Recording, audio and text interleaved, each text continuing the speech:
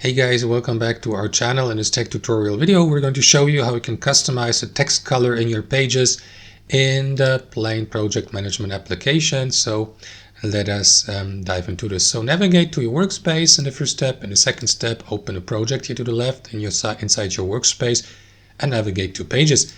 After that, select your page and start entering your text in a new line here. So I don't know, example text, something along those lines. After that, highlight it, and after that you will see these customization tools popping up here.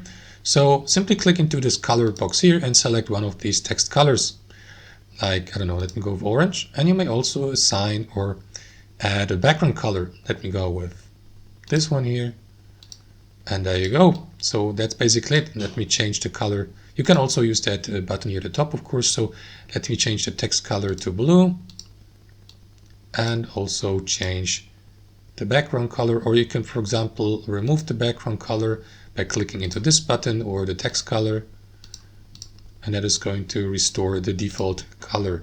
That's it, guys. Hope you enjoyed it, got some value from it, and we'll catch you later.